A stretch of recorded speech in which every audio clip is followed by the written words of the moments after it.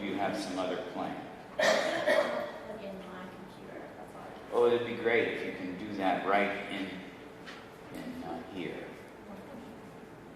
So I'm going to introduce Naomi Starr, who is a freshman at UCLA and has been working with our agency for 2 years, first writing an essay on the neurobiology that she thinks underlies the results we're seeing and why it works from a neurophysiologic point of view. And now is working with me on one of my favorite tasks, and that is trying to identify the elements of a treatment that may be associated with its success or failure. So we have been developing an inventory together and with Alyssa Burian, who's a contributing editor to the book you see here. And perhaps, Naomi, you could set up now. I'll unplug my computer. I'll come back to it later because there's more I want to show you.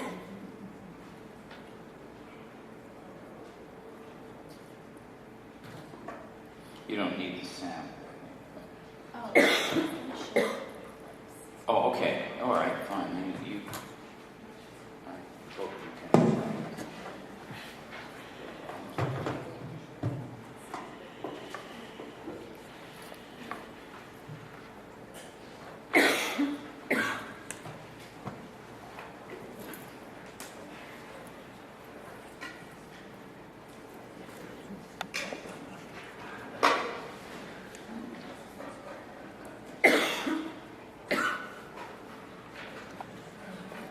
While you're doing that, I'll just comment that we spent a lot of time, Naomi and I, developing a manual.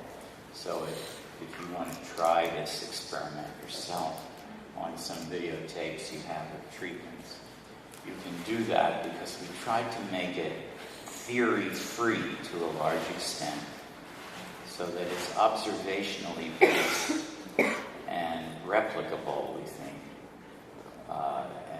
You can then judge for yourself whether or other people could judge for you what changes have taken place in a particular session or series of sessions.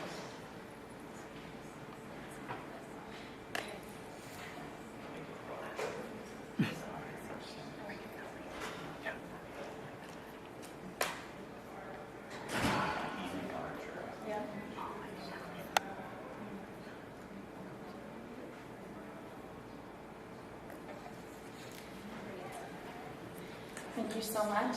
It's really wonderful to be able to be here and share some of the work that I've been doing with Dr. Kliman and with Ms. Burian over the past 2 years.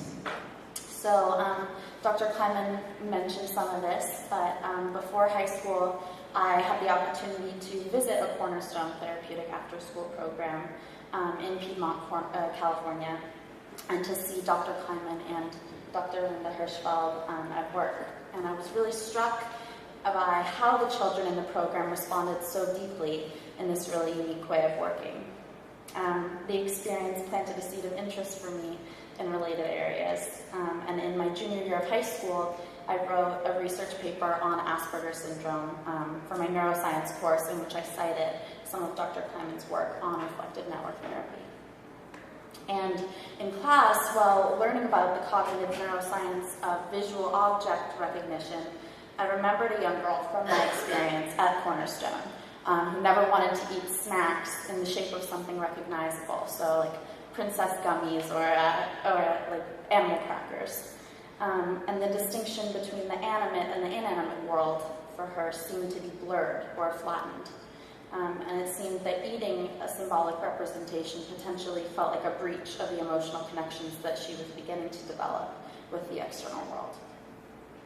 And this child helped me notice how the process of symbolization appeared intertwined in the emotional fabric of the interaction between her and her world, and in this case, her snack, and perhaps the person that was giving it to her. And I explored this budding idea in my paper, and it was through this paper that I got in touch with Dr. Kliman and expressed my eagerness to work with him.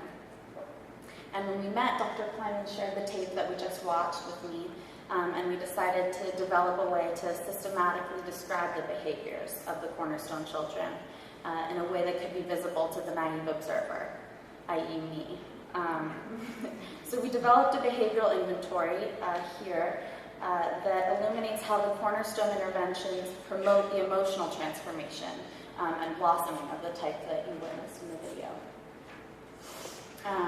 As well as, hopefully to illuminate commonly found improvements in functional behaviors, as noted by the CGAS, and sizable IQ gains, as noted by the Wechsler Scale of Intelligence for Children.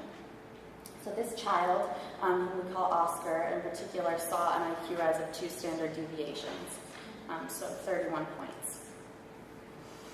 So our first step was to explore what instruments had already been created for purposes of observing a child's demeanor and behavior in the classroom context. So we found that the BASC-2, the second edition of the Behavioral Assessment System for Children, was a good place to start for inspiration. And we used it as a scaffolding as we changed themes and added criteria to the original tool to capture meaningful aspects of the clinical experience, so not just classroom context. And Dr. Kliman, Ms. Burian, and myself then, we developed a scoring manual, which Dr. Kliman mentioned, to accompany the checklist and hopefully to further illuminate our goals. So we take a look at the inventory here. The rating procedure is to watch 30-second intervals, as you see, are demarcated in the columns, and then you pause and rate for the criteria in the rows here. So I can walk you through a few. We have such things as dysregulation, which comes directly from the instrument we used. And then positive body language, so again, trying to stay very observable, something that you can really see from moment to moment change. So positive facial expression, see an open position of the mouth and or eyes, and then the counterpart, negative body language. And then we also drew on a theory of executive skills. So we looked at how the child is relating in the classroom context to the material of the classroom environment. So after we had the item categories, we adjusted the language of the instrument to hopefully provide maximum clarity and minimize abstract associations that tend to follow more theoretical psychoanalytical terms.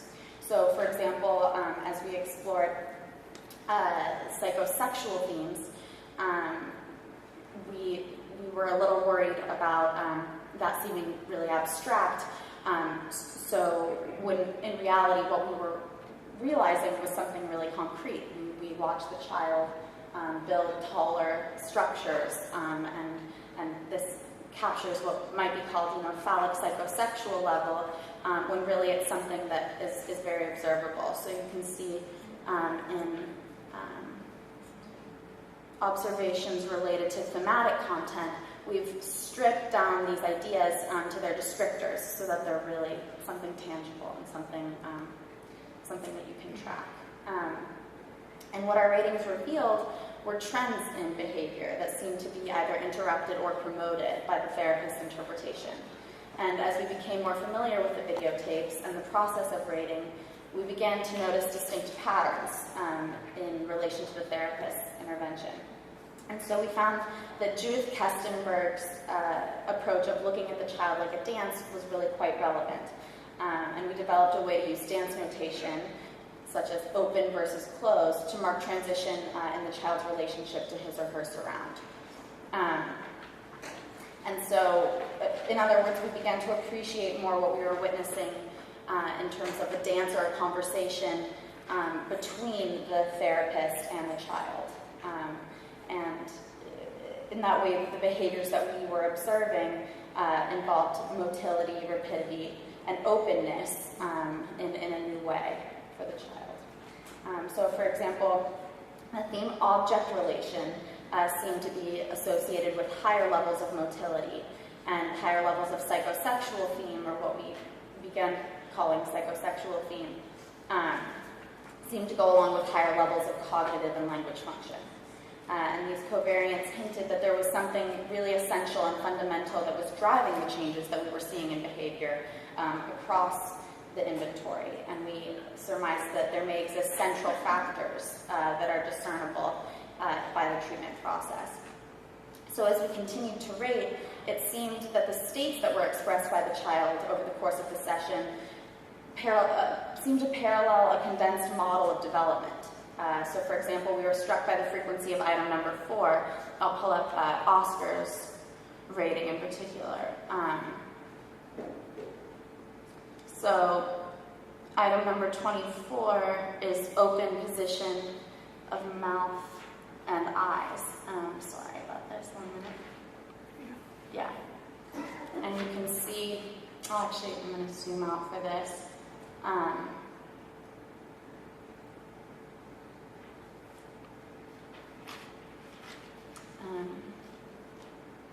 Sorry, 1 minute.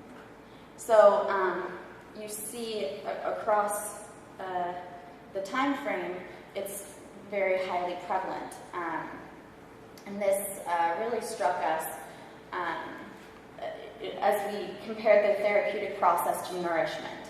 So the child begins the session seeming very starved for human relationship, and high levels of motility and hyperactivity seem to reflect a state of urgency that the child feels. And there's a quality of hunting that the child expresses in this state of survival, really, after the traumatic events of the morning. And as the child begins to recognize that his emotions are being mirrored back to him by the therapist and his peers, a receptivity starts to dawn. And that seems noticeable in facial expression and in body language. So oral receptive would be the psychosexual description, but on a more concrete level, as reflected by the rating system, the child might be wide-eyed, open-mouthed, or come into an attentive state with the therapist. It would be open, if we were to use dance notation. And we see this trend in Oscar when he shows a positive transference to the therapist that Dr. Kliman mentioned earlier.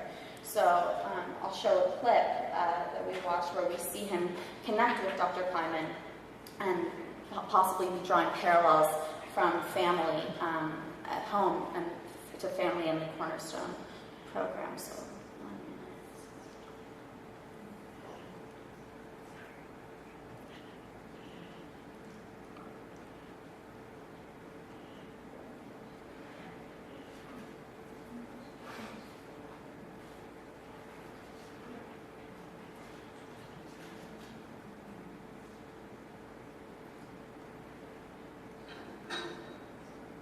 It's very touchy.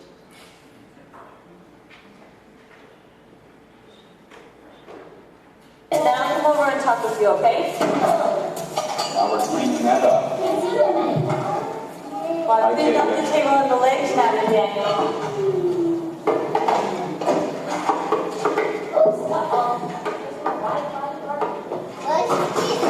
Let's see. Looks like a picture. What's up? Lincoln, Brian, and me. Just like 4 persons.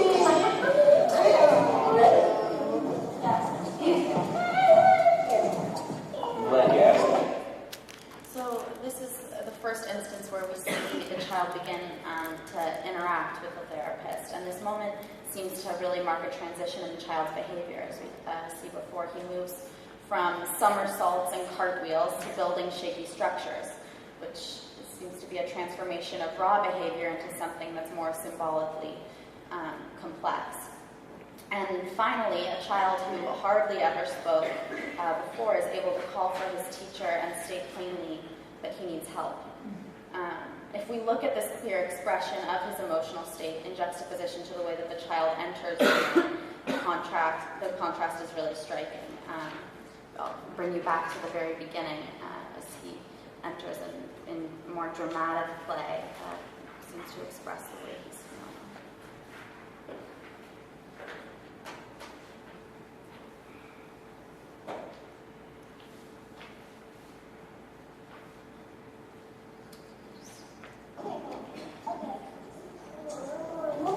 Oh, very good. Are you going to clean?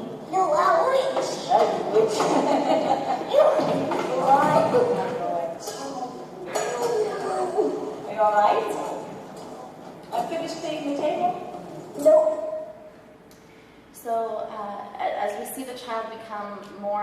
emotionally and socially nourished by the rich environment that the Cornerstone program offers, we see more of a capacity for empathy. So as we see, the Cornerstone program offers really innovative ways of reaching out to children who've before been encapsulated in a world of diminished emotion and of relationship. And it offers a way to really listen deeply and relate to them and their parents, so that their social network helps them make new connections within themselves and with those around them. And I feel really fortunate to have this opportunity to look a little more deeply, more thoroughly in my own experience at how this might be working. So, thank you so much.